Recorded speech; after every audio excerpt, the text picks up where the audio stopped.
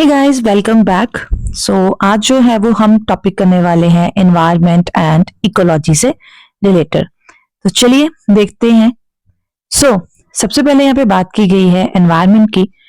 Environment क्या है? All external conditions, जो फैक्टर्स हैं जो मैटर करता है एनर्जी लिविंग और नॉन लिविंग बीइंग की लाइफ को अफेक्ट करता है, लिविंग ऑर्गेनिज्म और अदर सिस्टम को इफेक्ट करता है। हमारा पर्यावरण, जो हमारा एक ह्यूमन है, इसके आसपास कैसा वातावरण है, हवा कैसी है, नेचर कैसा है, एटमॉस्फेयर कैसा है, वो सारी की सारी चीजें किसमें आती हैं? हमारे एनवायरमेंट में। नेक्स्ट यहाँ पे टॉपिक है, that one is ecology. Biological science जो स्टडी करता है relation between organism and their environment. तो इकोलॉजी स्टडी है ऑर्गेनिज्म और उसके एनवायरमेंट के कैसे जुड़े हुए हैं उससे रिलेटेड। नेक्स्ट है थ्रेटन स्पीसीज, जो स्पीसीज नेचुरल रेंज के हैं लेकिन खत्म होने की कगार पर है, उसे हम क्या कहते हैं? Threaten species. Ozone layer colourless होती है, हाईली रिएक्टिव गैस होती है ये, फोटोकेमिकल स्मोक इससे जो है वो बनता है। ओजोन लेयर आपको स्ट्रेटोस्फीयर में मिलेगी और हमें ये अल्ट्रावायलेट रे से बचाती है। स्मोक क्या चीज है? स्मोक और फॉग ये डिस्क्राइब करते हैं pollutant in the atmosphere. Atmosphere में कोई पॉल्यूटेंट है, उसको मिक्स करके जो हवा बनती है उसे हम क्या कहते हैं? स्मोक। जैसे कि आजकल आप विंटर्स में पूरे इंडिया में जो है वो देख सकते हैं और ये भी देख सकते हैं कि इससे एक्सीडेंट कितने ज्यादा होते हैं।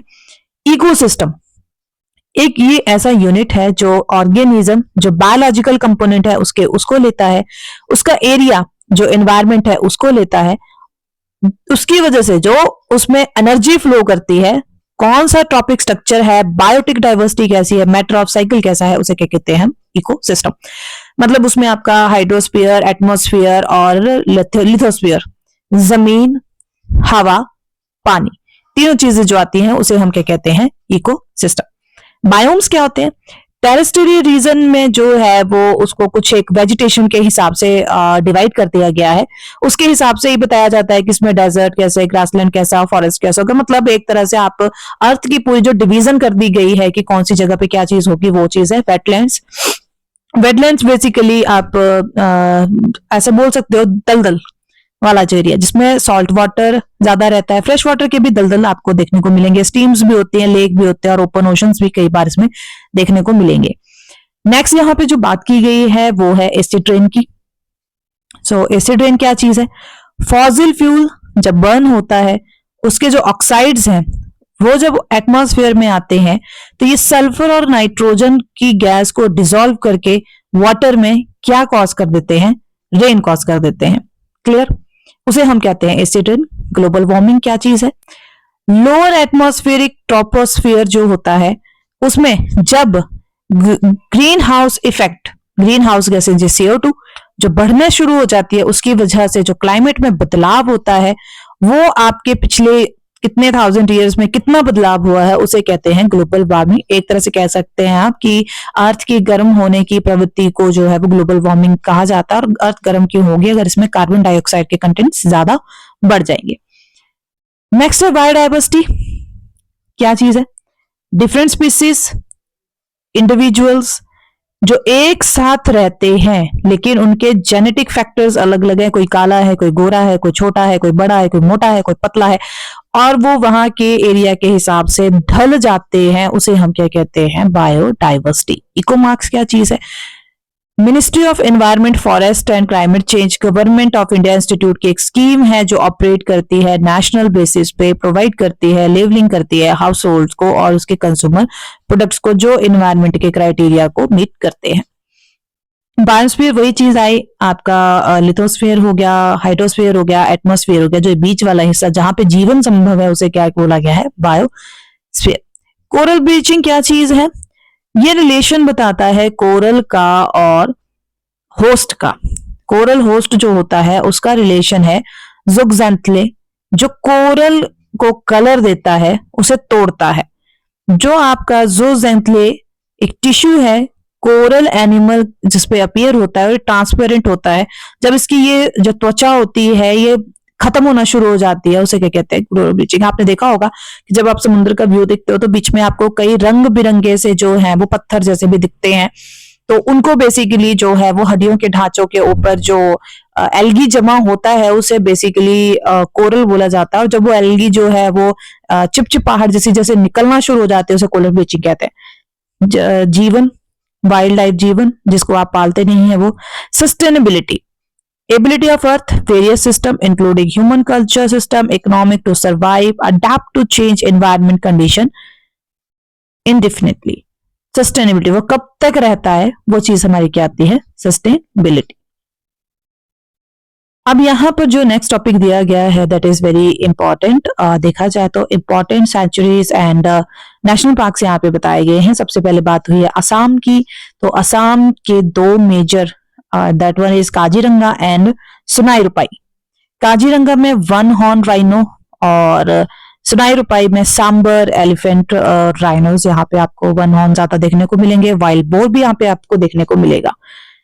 अरुणाचल प्रदेश नामधापा, यहाँ पे एलिफेंट्स सबसे ज्यादा, और किंग कोबरा। गौतम बुद्धा बिहार, ये टाइगर और लेपर्ड और सांभर यहाँ पे बहुत ज्यादा होते हैं। और यहाँ पर डियर्स, इंडियन मंट कैक ज्यादा देखने को मिलेगा। छत्तीसगढ़ का अचानकमर, टाइगर्स, बोर, चीतल, सांबर और बिसंस के लिए। वेलवेडोर, ये गुजरात के देखते हैं। वेलवेडोर वाइल्ड एज गिर फॉरेस्ट, गिर फॉरेस्ट तो हमें पता है एशियाटिक लाइन्स के लिए है, और वेलवेडोर आपका बुल्फ और ब्लैक बक के लिए है। नेक्स्ट यहाँ पर जम्मू कश्मीर का बताया गया है डाचिंगम। डाचिंगम में आपको कश्मीरी स्टैक यहाँ पे देखने को मिलेगा। मरमट आपको देखने को मिलेगा। हिमालयन शिरो देखने को मिलेगा। कर्नाटक में दो हैं आपके, बनेर घाट जहां पे एलिफेंट और चीतल, भद्रा एलिफेंट और चीतल। बांदीपुर कर्नाटक और तमिलनाडु में, अब कर्नाटक के चले, बांदीपुर, तुंगभद्रा, नागरहोल। तो कर्नाटक में तीन है, बांदीपुर, तुंगभद्रा, नागरहोल। और यहाँ पर प्रायोरिटी बेसिकली एलिफेंट और टाइगर, टाइगर और एलिफेंट, चीतल, सांबर, डियर, बर्ड्स यहाँ पे देखने को ज्यादा मिलेगा। पैंथर आपको जो है वो नागरहोल में देखने को मिलेगा। देन बात हुई है मध्य प्रदेश का, तो मध्य प्रदेश के आपके रहते हैं पंचमढ़ी, गांधी सागर और बंधवा नेशनल पार्क। अब ये टाइगर, चीतल, सांबर सब यहाँ पे मिलेगा। उड़ीसा का एक ही है सिंपली पाल, नील गाय बेसिकली यहाँ पे आपको देखने को मिलेगी। राजस्थान का घाना बर्ड सेंचुरी। सिक्किम का कंचनजंगा, जो कंचनजंगा जो हिल्स है उसके पास में ही है, स्नो लेपर्ड्स यहाँ पे देखने को मिलेगा। तमिलनाडु में आपको विधनथंगल बर्ड सेंचुरी यहाँ पे देखने को मिलेगी। उत्तर प्रदेश में दो है, चंद्रप्रभा और दुग्धवा, ये भी गिर लायंस यहाँ पे ज्यादा आपको देखने को मिलेगा। उत्तराखंड में है Corbett national park. Then West Bengal में जल धापड़ा और सुंदरबन टाइगर रिजर्व्स।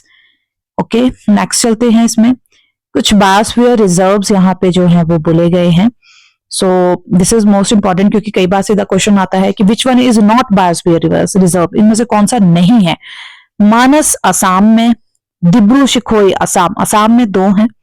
आंध्र प्रदेश में शीशलम हिल्स, अंडमान निकोबार में ग्रेट निकोबार, अरुणाचल में Dihang Dibang, great Rann of Kutch, cold desert Himachal, Agasthyamalai Kerala, Pachmarhi Madhya Pradesh, Achanakmar Amarkantak Madhya Pradesh Chhattisgarh, Nokrek Meghalaya, Simlipal Odisha, Kanchenjunga Sikkim, Nilgiri Tamil Nadu Karnataka and Kerala, gulf of Mannar Tamil Nadu, Nanda Devi Uttarakhand, Sundarban delta जो है वो वेस्ट बंगाल, पन्ना जो है वो आपको मध्य प्रदेश में देखने को मिलेगा।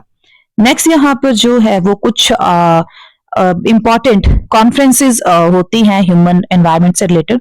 कन्वेंशन ऑफ माइग्रेट स्पीसीज, ये आपकी हुई थी बून में। सबसे पहले ह्यूमन एनवायरनमेंट से रिलेटेड है स्टॉकहोम में। ओजोन लेयर को प्रोटेक्ट करने के लिए वियना में हुई थी। Sustainable substance that deplete the ozone layer, इस पे जो प्रोटोकॉल बना था वो मॉन्ट्रेला में बना था। ट्रांस बाउंड्री मूवमेंट जो है वो बेसल में हुई थी। अर्थ समिट आपका Rio de Janeiro. Prior inform consent ये रेट्रोडर्म में हुआ था। UN conference sustainable development Rio de Janeiro. Nagoya protocol, ये नागोआ में हुआ। Convention of biological diversity Hyderabad में। लीमा क्लाइमेट चेंज लीमा में। पेरिस एग्रीमेंट पेरिस में। मरकाची कॉन्फ्रेंस, ये मरकाची मोरक्को में हुआ। मैराकिच कॉन्फ्रेंस है आई थिंक ये बून में हुआ। कैटोविस पोलैंड में है। मैड्रिड स्पेन में है। कोप 26 जो है वो शेड्यूल हुई है ग्लासगो में, ये 2022 में हो चुकी थी। कुछ प्रोजेक्ट्स यहाँ पर बताए गए हैं और एंडेंजर्ड स्पीसीज के बारे में भी यहाँ पे बात की गई है। सो Hangal 1970, Gir 1972, tiger 73, turtle 75, crocodile 75, thamin 77, rhino 87, elephant 92, red panda 96, turtle 99, vulture 2006, snow leopard 2009, dolphin 2020, Asiatic lion 2020। Bird में आपकी Indian great bird bustard, forest owl, vulture, Himalayan quail, खरेन, मेंबर्स आपका flying squirrel, red panda, pygmy hog, Kondana rat, snow leopard, Asiatic lion, one horn rhino. Reptile में घड़ियाल हो गए, हॉकविल turtle हो गए, रिवर तिरापिन होगी, सिस्पारा डे गिक्को हो गया, और एम्फीबियन फ्लाइंग फ्रॉग और टाइगर टोडा, ये सारे एंडेंजर्ड स्पीसीज में काउंट होते हैं। So guys this is the part of ecology जो इसमें दिया हुआ था आपकी अरिहंत की बुक में। होप आपको ये जो है वो टॉपिक समझ आया हो, और आई थिंक आपको अगर ये सेशन अच्छा लग रहा है तो अपने कमेंट सेक्शन में जरूर मुझे बताइएगा।